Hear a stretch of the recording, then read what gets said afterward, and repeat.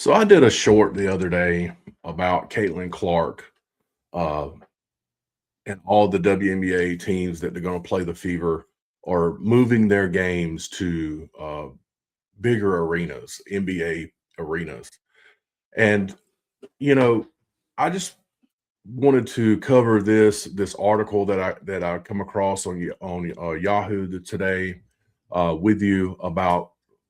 Let's look into what they have to say about Caitlin Clark and the power of Caitlin Clark. So let's jump right into it. Let's check it out. So the title is Caitlin Clark Star Power Drives Indiana Fever Games to NBA Arenas in 2026. Um, so they go over right here. See the average her average points and how she come back from her injury. It says right here the Caitlin Clark era is full of swing.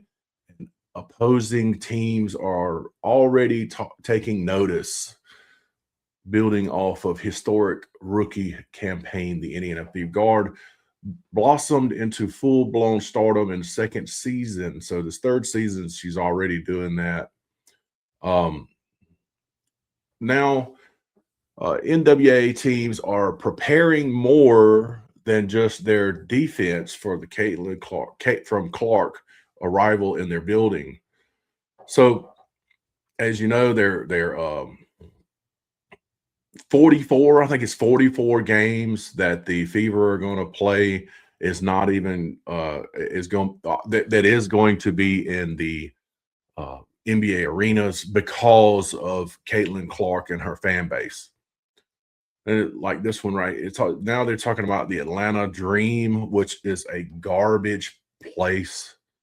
Even the NBA is stadium is facilities are garbage. You better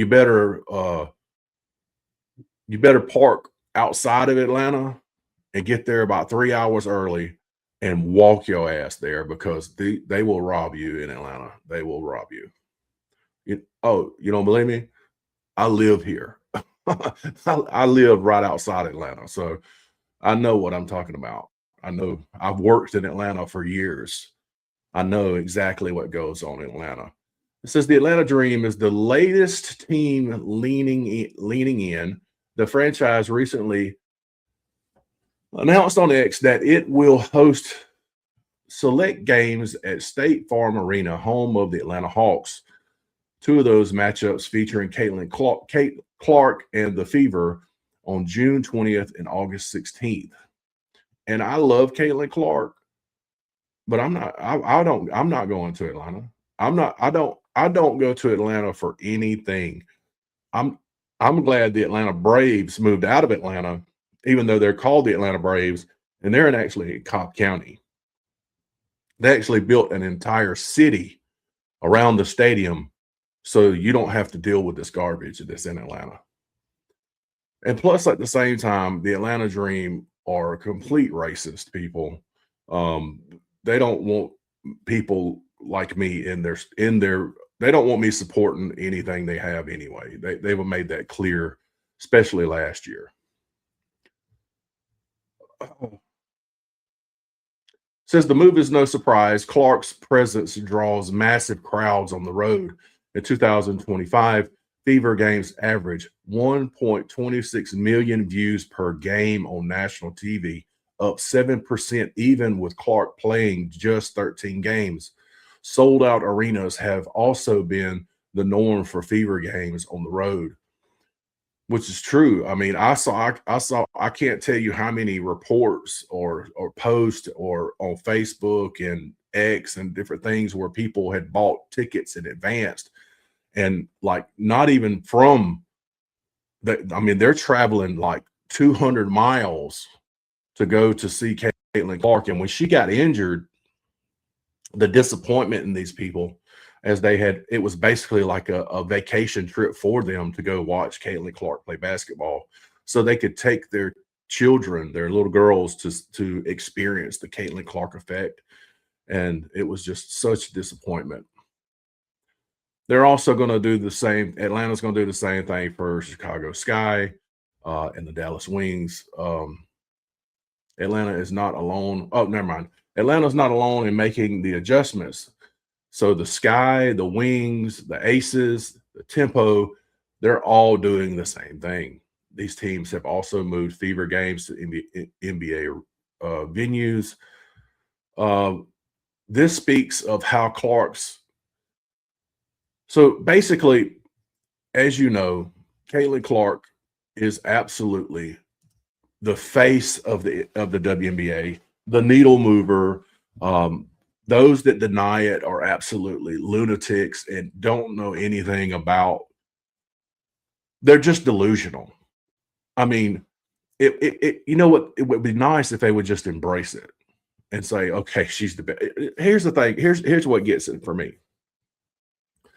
I feel as if when it comes to like the WNBA is its own little genre of sports and this its own little niche, and each sport has a dominant athlete that everybody's like, oh, there's no comparison. And what gets me about the WNBA is it's obvious. It's blatantly obvious that she's very, very talented. And she brings the most eyes to the sport. Take the the WNBA, for example. You have, superstars like uh, Magic, Jordan, uh, LeBron, all these different players. You never seen people come out in droves just hating on them. They embrace the fact that these people are super talented, and people come to watch them play from all over, just like the NFL. Tom Brady's, the Brett Favre's, those guys. People would drive long distances to watch these guys play football, but you don't hear the same kind of racist garbage of you're going to see that Caucasian player, or I can't believe you support that person. I mean, it's just sad. It's sad that she can't get the respect from her peers. It's really sad. And to paint this false narrative that her fans are this racist group of people is absurd. It's absolutely absurd. But the fact of the matter is, this just goes to show you that the WNBA owners, they know no matter what, this is that they can make double their money, if not triple their money, just by moving the game to a bigger arena because of Caitlin Clark. It's crazy. It's really crazy that people act the way they act, and it just goes to show you, man, people are ignorant no matter where you go, and the ignorance in the WNBA is way more than a lot of different places. So anyway, I just wanted to share that with you today. Just an article backing up what I said in my video. So anyway, I appreciate you coming by. I appreciate all the support I've been getting. If you're new to the content, do me a favor and subscribe and like. If you don't like what I say, leave a comment. We could talk it out. I may do a video of something you said. So anyway, appreciate you watching. Until next time, see ya.